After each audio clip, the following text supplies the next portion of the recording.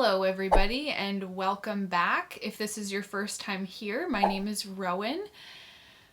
Oh my god, that first part winded me. And I'm a trauma recovery practitioner, and today we're talking about Bonding patterns. bonding patterns. Yeah. So bonding patterns themselves come from voice dialogue, which is how do I sum up voice dialogue very shortly? It's an aware ego process that was designed by Hal and Sidra Stone. And it's a parts work modality. I have a video on parts work if you're interested in knowing more about what exactly parts work is, even though for the sake of this video, we're gonna need to know about parts work because bonding patterns have to do with selves, and it's basically the way that our selves unconsciously have relationships based on our primary bonding patterns with our primary caregivers. Voice dialogue is sort of the overarching thing. Parts work is even farther beyond that. Parts work is this umbrella that are any modalities where we're working with fragmentation, or where we're dealing with the psyche having multiple selves, which is a very natural thing. And also what we know is that people who have been through trauma tend to have more of these selves, because these selves in voice dialogue and in bonding patterns are born out of vulnerabilities. And there is nothing quite like trauma that creates vulnerability. That's what trauma is. It's this space where we have an overwhelm in our system that we're not able to properly handle or deal with in that moment. Maybe because we're just inhibited from doing so, we lack the capacity and the safety to do so, whatever it is. There's a vulnerability inherent in trauma. And so where there's a vulnerability that's not properly taken care of, there is a self that is born. And our selves are not only just running our lives in general, but they're running our relationships. And so when we talk about bonding patterns, we're talking about these selves and how they show up in relationships. And, to understand that voice dialogue is an aware ego process is very important, because breaking down these bonding patterns is an aware ego process. It's the process of becoming conscious of how ourselves operate and bond to other people in relationships, because it was once an unconscious process. So just a couple of things we really need to understand about selves before we get into this, right? As I was saying before, selves are designed to protect vulnerabilities. So your primary selves are essentially what has kept you safe up to this point. What happens though is that those safety mechanisms end up creating new vulnerabilities in the system, which is when we start to notice, oh wait, this isn't actually working the way that it was designed to work. So let's say, for example, I have a primary self that withdraws and becomes cold or distant in conflict with another person. Now that primary self might have kept me safe in childhood, or in that instance of being able to withdraw, become cold, become more interested in my own internal world of what's happening. But what that long-term does is it creates a new vulnerability in relationships, which is, I now don't have access to getting the needs met that other parts of me have, like closeness, because this protector or primary self, who's actually protecting an original vulnerability, has now created a new vulnerability, which isn't really so new after all, right? Because we needed that closeness to begin with. It's the vulnerability behind the withdrawn coldness that is the part of us that needs closeness and needed it but never got it. Another thing to understand about primary selves is that they are selfish. They are selfish about us and about what we need and what's best for us. They're not terribly relational. We have relational selves that are very interested in intimacy and connection, and we have selves that are not. And our primary selves are really not relational. They are about keeping us safe. And so there's sort of two ways that we can see this happening, right? We tend to see sort of a narcissistic way or a codependent way. And those are both ways that our primary selves try to take care of our best interest, right? If we're doing this the overt way, say the narcissistic route, it's obvious that we're advocating for our own best interest because we're really not caring about that other person, or we're not able to connect with them. And then in the codependent style, we see ourselves getting our needs met by making sure that we meet the other person's needs because we know that that's going to ensure ultimately us getting what we need. So our primary selves are selfish. They are also self-righteous, and they have ways of doing things and rules and ideas about how things should be. And they're also taking care of things driven. So they are about taking care of business, which is really a roundabout way of trying to deal with this vulnerability and not be connected to other people. To primary selves, people are either sort of getting in the way and an inconvenience at best to just full-blown dangerous.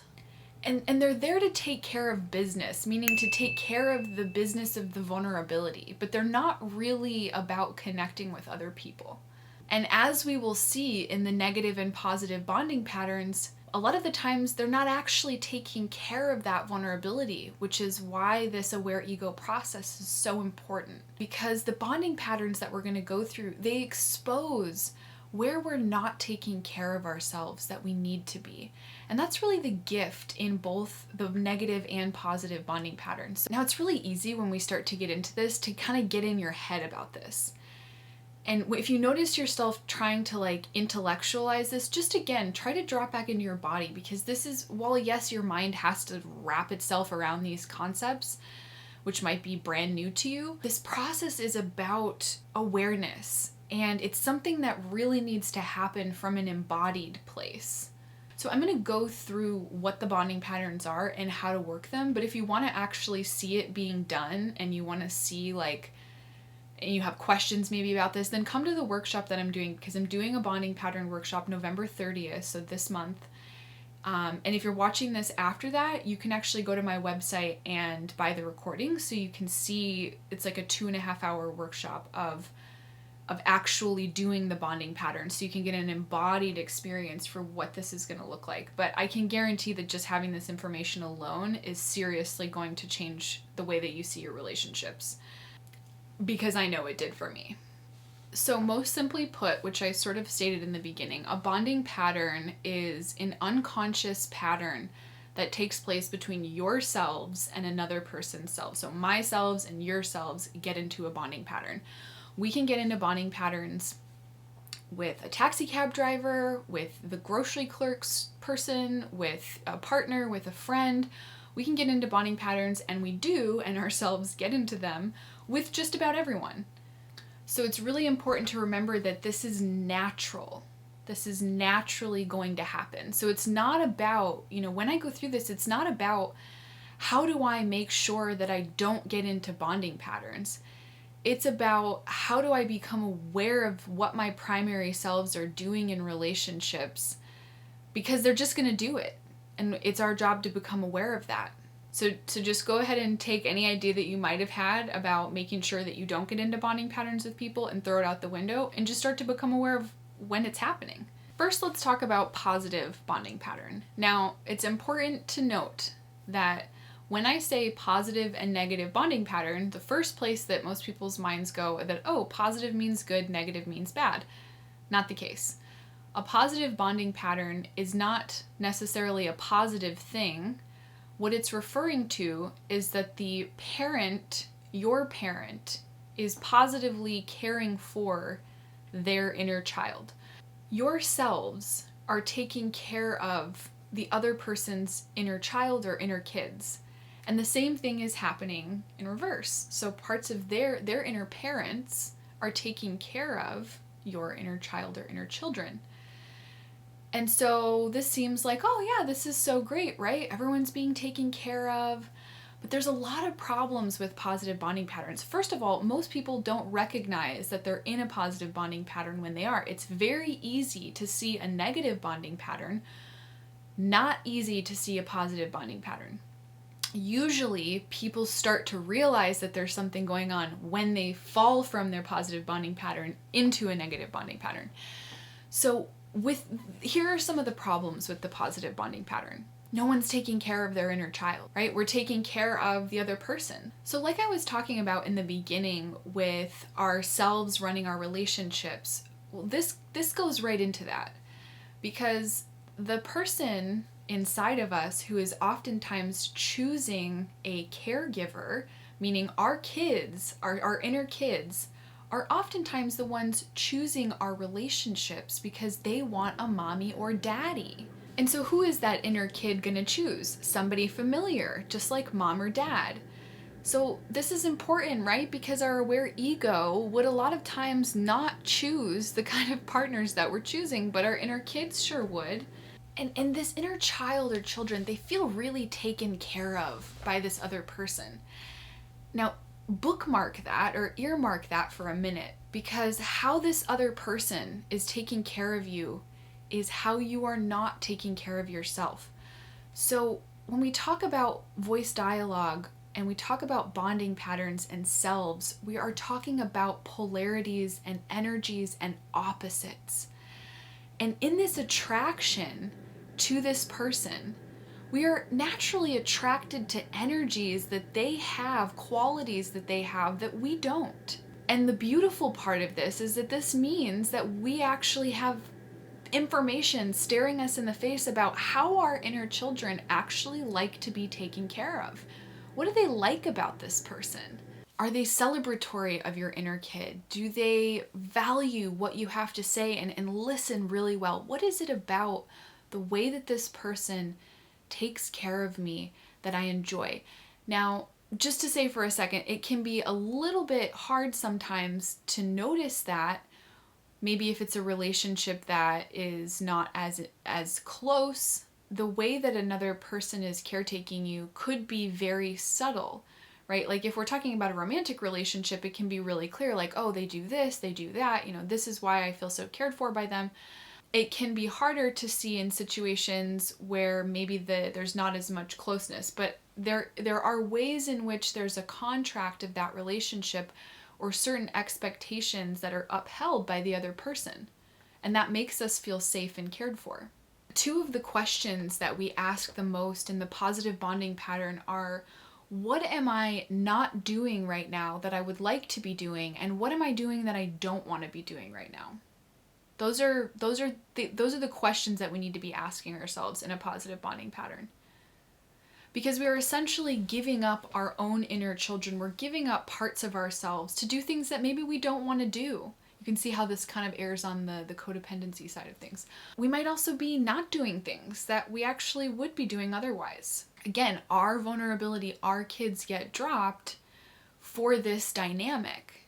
This is sort of what happens in the beginning of a new relationship. And it doesn't really become a problem until those expectations or that kid gets dropped by the other person. And that's when we head into the negative bonding pattern. And what happens over time is that as people cycle between the positive and negative bonding pattern, when they're in the positive pattern and they are taking care of each other, the relationship can start to feel very narrow and airless. The example that was given to me was like, they say, okay, how do you spot a married couple? Well, it's the people who aren't talking to each other.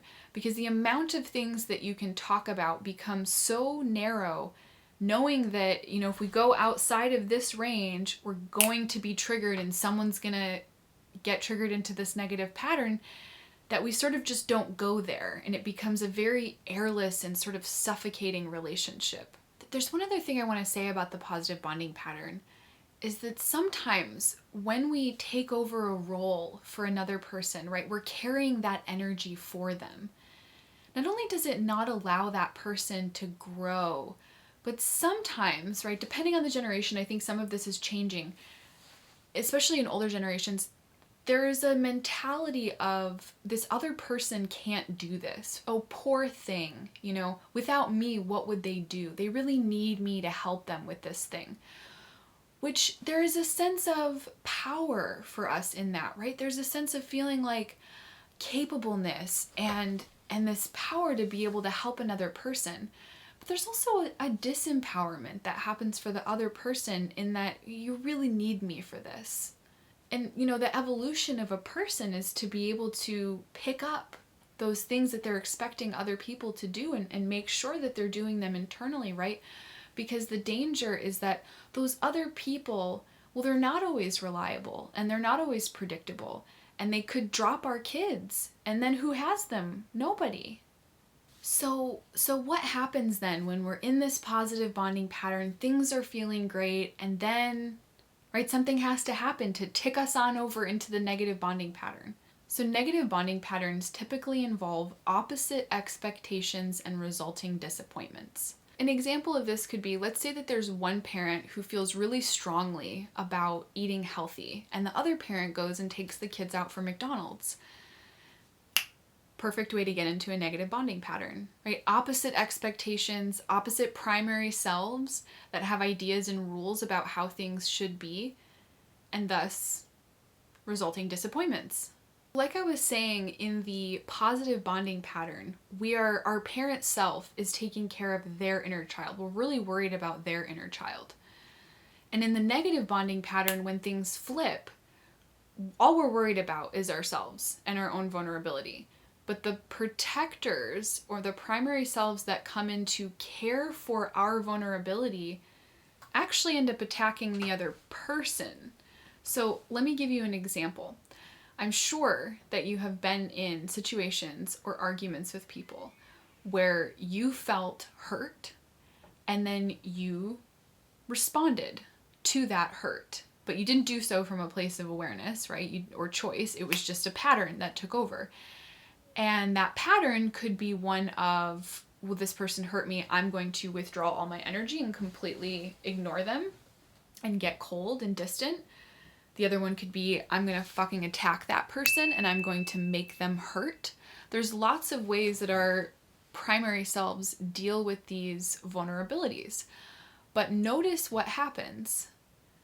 All of my energy just went to you. Even if I'm withdrawing, it's still in an effect trying to harm you in some way, or to get back at you, or to push you, or the focus is no longer on my own vulnerability. And the thing is that when we attack or pull away or whatever the behavior is, our inner parent is oftentimes in both situations, both in the positive bonding pattern when we're pleasing and doing this thing for this other person, and in the negative, the way that our inner parent responds to that vulnerability are patterned after our primary caregivers. So think about how your parents would have responded in situations like this. Oh, how is it that when I just go in, like for myself, when I go in and I just want to freaking attack until there's absolutely nothing left, that's a lot like an experience that I had of one of my primary caregivers.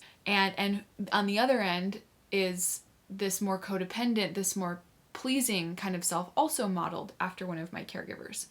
So think about how your parents would have responded in a situation. Just see if you notice any parallels between how you respond and how one of your parents would have responded. What happens in the situation when I am now, let's say in this example, attacking the other person, is not only have I dropped my own inner kid to focus on them, but I think I'm hitting their inner parent.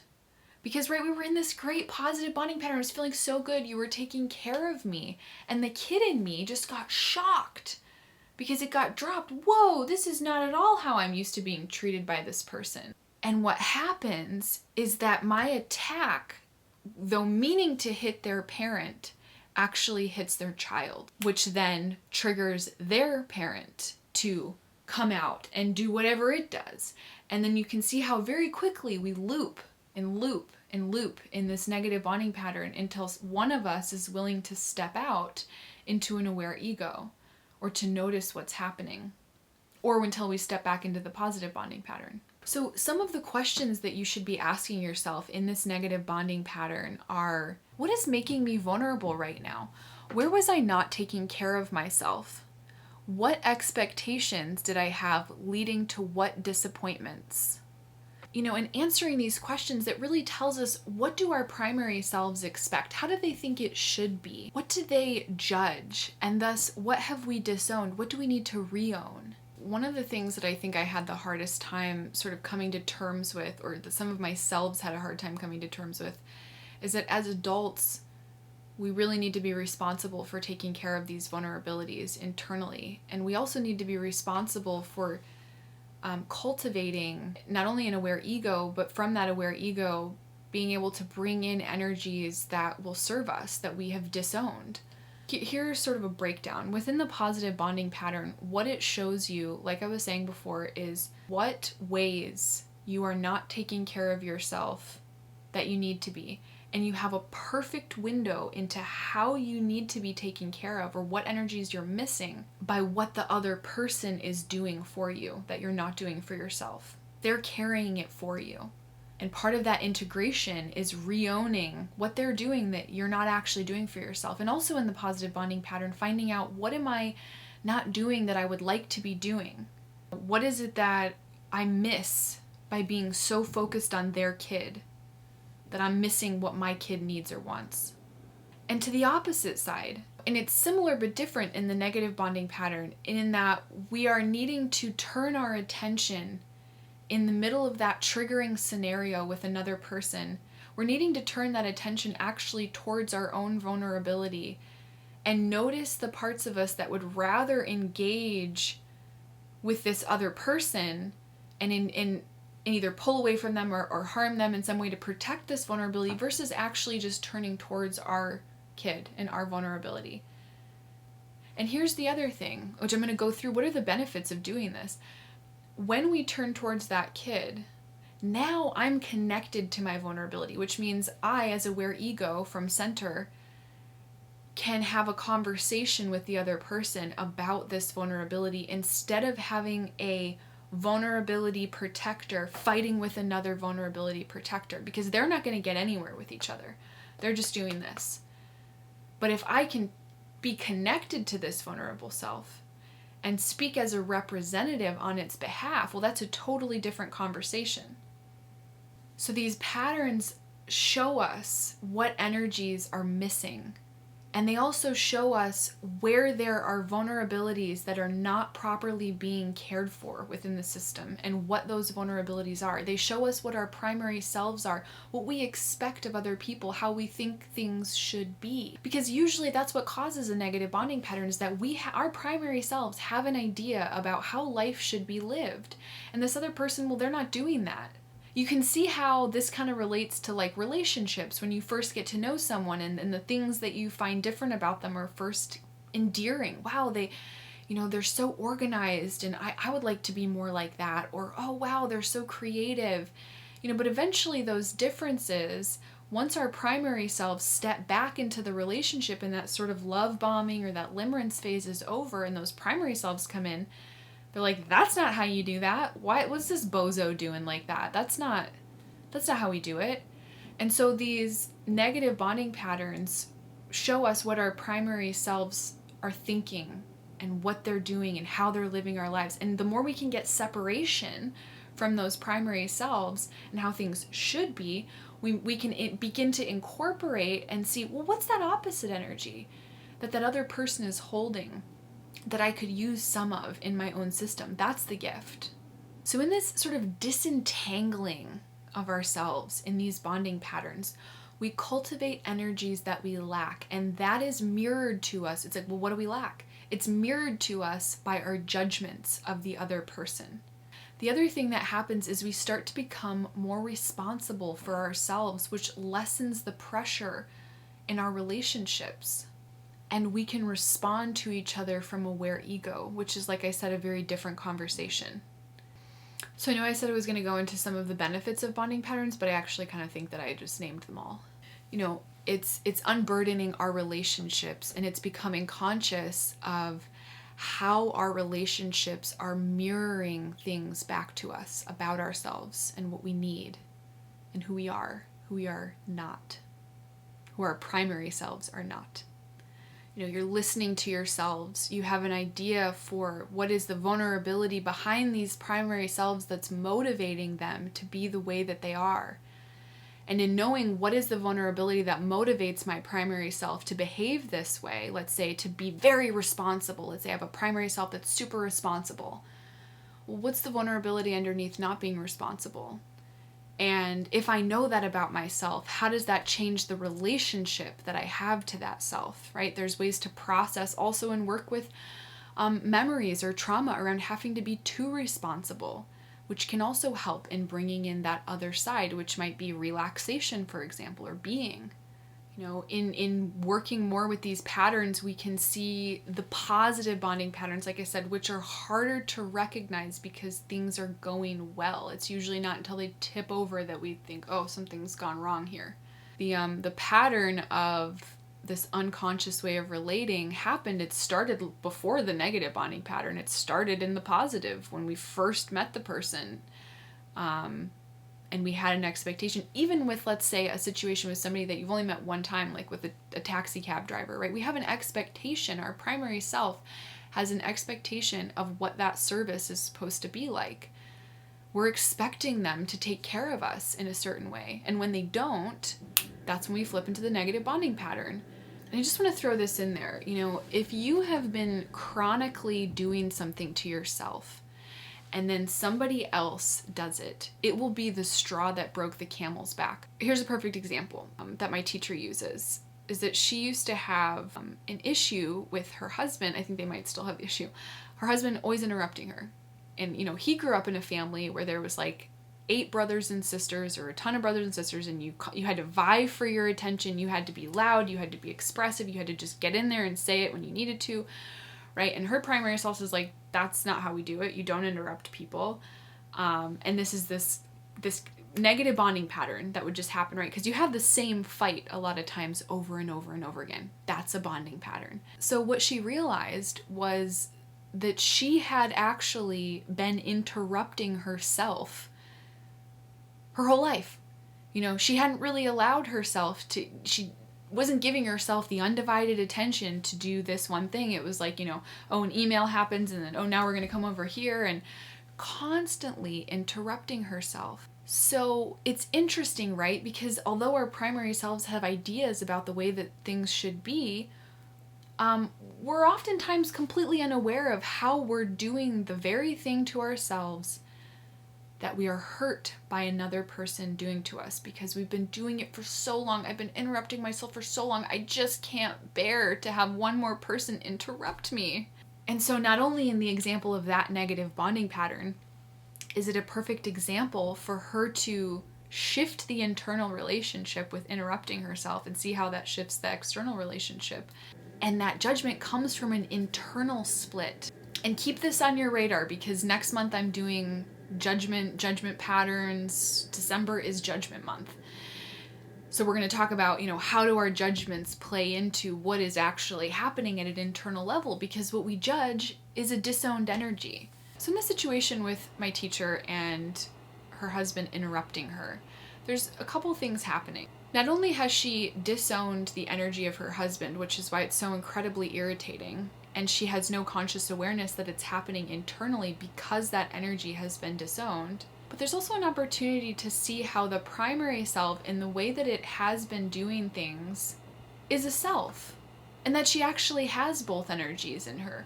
Both a version of what, speaking in the moment would be like for her, that was disowned somewhere along the way. And that judgment is pointing to that disowned energy. So she gets the awareness in that moment that her husband, or that part of her husband, exists internally, and it's been disowned. And that her primary self is the one that's running the negative bonding pattern in that situation. And then there's a separation that can happen. There's a disidentification. There's an aware ego process that can take place. What is our primary way of being? What has been disowned? And what would it be like to be consciously aware of both of those energies? And in this way, with these patterns that our selves are just going to do, they're just going to get into them, then our relationships become like teachers. And a lot of you who are already on this path or this journey, you know that. Any triggers that come up in relationships, any judgments that come up in relationships are opportunities, they're reflections, they're opportunities for us to meet ourselves more deeply. And that's exactly what happens when we work with bonding patterns. So in the beginning, when I was talking about how in the positive bonding pattern, I'm taking care of you, you're taking care of me, but there's also this lack of taking care of ourselves, and also this assumption that the other person can't really care for themselves, things get narrow, airless. There is an actual diagram for diagramming that out, as well as the negative bonding pattern, the situation where there's a vulnerability, my inner parent goes to do whatever they do, hits their inner kid, that vulnerability comes up, and then their parent comes out and then does what they do, and then there's a pattern that you can use for both of these to find out what are the disowned energies and what are the primary selves, what's happening here. And like I said before, those primary selves and those bonding patterns are usually an inner mom and an inner dad, or an inner grandma or an inner grandpa, or whoever the caregivers were. I'm actually going to be doing that pattern live with people in the workshop.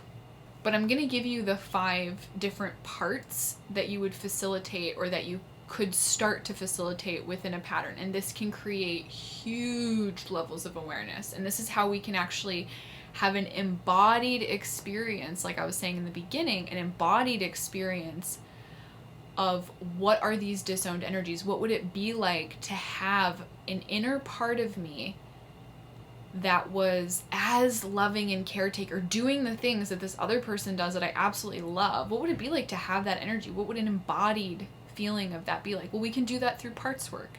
Here's a list of some of the parts that you could facilitate, and I'll explain what that means in just a minute. You can facilitate the positive parent and the negative parent, meaning my parent in the negative bonding pattern and my parent in the positive bonding pattern. So you can have the person go over, right? You can move over yourself because you want to get that separation from aware ego. You step into that self. I'm going to choose to become the part of me that is the positive parent in the bonding pattern. Have somebody ask you questions. Find out, have questions written down beforehand about what you want to know about this part. Record yourself. Do this with a facilitator. There's tons of ways to do it. Come back to center. Notice what it's like to be an aware ego. Notice what it's like to not be that energy. And then go and do the opposite with the negative parent. I can't move my chair over because I have something blocking me here. Move into the negative parent. Find out as much information as you can about what motivates that parent to do it. What does it think about the other person? What are its judgments? Because usually it's going to have a lot of them. And again, coming back to aware ego and noticing, what is it like to not be that energy? What is it like to be aware of both of them, but to be neither of them, right? This is part of that aware ego process. The other one is connecting to the child, the vulnerable child underneath our negative parent from aware ego. So let's say my parent, like I was saying before, is attacking and it's just like to the other person, and all the while my kid's just being like, you're so busy attacking them that I'm not being taken care of and I'm still hurt. So from aware ego, I can reach out. If I know what that vulnerability is, or that child is, or that energy is, let me reach out from aware ego to that vulnerability. Why is that so important? Because if from aware ego I am reaching out to that vulnerability, there is less need for that protector to enact its patterns, because the vulnerability is being cared for, right? Because the primary selves are there to protect a vulnerability. But if I'm connected to that vulnerability and I'm aware of the protective mechanisms, then now I have choice. Next would be to facilitate the child in the positive bonding pattern. So this would be your child in the positive. So how does it feel to be so well taken care of by this other person? What do you love about it? What about their energy does this inner child just adore? Because that gives you a lot of information about how this part of you likes to be taken care of, which tells you about what energy is needed or missing in the system. The next one is to facilitate the other person's positive parent. Now, this might sound weird. You're like, why would I want to channel or go into or embody the part of me that is their positive parent? Like, how do we even do that? We can totally do that. We can totally take on and imagine what it would be like to be that other person, right? It might start off as, what would it be like to just step over and step into the way that they take care of you? Because that gives us an embodied feeling. Just like I was saying, we want to know, how does the child feel being cared for this person? We want to know, what is the quality of their energy from the inside, so that we can actually embody that for ourselves. Now, here's what's interesting. When we come over into their positive parent, the way that they take care of us, that inner parent of them that takes care of our child, we might find that it's not a replica of that we're after. It's different. It's our own flavor of that caretaking. It's our interpretation and flavor of how that looks like for us. Right? We're not going to have a carbon copy of an inner Jeff or Sally, but a flavor of that. And so we go in there and we're like, yeah, this is what this energy is like. Oh, it's so kind. And oh my gosh, here's the thing about bonding patterns. It's very important to get specific about the ways in which we are wanting or needing to be cared for, and specific about what is disowned. So let's say for this inner kid of mine, it just loves feeling celebrated by this person. And so I come over here and this person has such a celebratory energy, and that's what we're after. The specifics of how the kids like to be cared for. And then we come back to aware ego. And now we have access to that from aware ego, because we've embodied it, we've felt it, we know what it feels like. And then lastly, connecting to the child or our inner child from aware ego in the positive bonding pattern. Meaning that from aware ego, right here, center, again, I'm imagining, where's that energy? Where's that inner child that's normally being cared for by that other person? Can I connect with that part of myself from here? Can I let them know that as long as I'm in aware ego, you can reach out to me and I will be the one to take care of you. I've got you and I see what you need. And here's this energy I'm going to bring in to nourish you. And again, not only does that unburden our relationships and take off pressure, but it actually takes pressure off of our primary selves. And now we can have a relationship, like I was saying, to the pattern, to the vulnerability, instead of the vulnerability and selves running our lives on automatic, on autopilot, unconsciously. I just want to remind everybody that all of this is a practice, right? So just becoming aware of the fact that bonding patterns are even happening is the first layer. Then we start to notice them. Then we start to become aware of how our selves are operating, what are the vulnerabilities. And we start to actually do some of the work of connecting to that vulnerability and separating from some of these selves and communicating from aware ego. It's a process. Your original programming that you were, let's say, built on is very different from this. And it's that programming that we're becoming aware of. So it takes time. Be gentle with yourselves and be gentle with your behaviors in your relationships, because, people don't act the way that they do in relationships because they're bad people. They act that way because they've been programmed that way. It's what kept you safe. And this growing and practice and, learning, it's messy and it's whatever, and we're all doing it. So please be kind to yourselves. And I really hope that this information, just this information alone, can start to create some cracks, some places where the light can get in, some awareness, and more space for awareness, for aware ego to take place, and for us to be having relationships in a new kind of way that we've never had them before, or we've never been taught how to have them. Let's be honest, a lot of us don't know how to have relationships, and there's a lot going on in there. So this can really help. And again, check out the workshop if you want to see us fleshing out these patterns in more depth. I am so excited to have been able to share this information with you. Please share this video and like it if you did. I can imagine that if you made it this far, you might have. Okay. You know, subscribe to my channel if you haven't already. I will be seeing you in December for Judgment Month. And I can't wait. I cannot wait. But I must. If you leave with one thing from this, it's that your relationships are a teacher. Love y'all.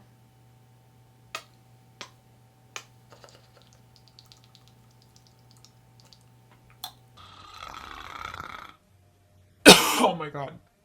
What if I was like, bye guys? Oh wait, I just was. Everybody, shots, shots, shots, shots, shots, shots, shots. Everybody. But I don't really want to take care of myself all the time. That sounds like a lot of work. I gotta take care of all my vulnerabilities, all of them? Listen, we're an interdependent species. We need other people. But our relationships are 10 times better when we're taking care of these kids. Because other people are not reliable, and yeah, they mess up and they do things and they drop our kids. Hell, we've dropped our own kids our whole lives. We can't afford to farm ourselves out to other people and risk being dropped. There is risk inherent in relationship, but there's a hell of a lot less of it when we've got our kids, and no matter what, they've got a safe place with us. Otherwise, little Johnny or little Sally might just be left on the corner with an ice cream cone knocked out of their hand looking pretty sad. We don't want that. Thanks, guys. Bye.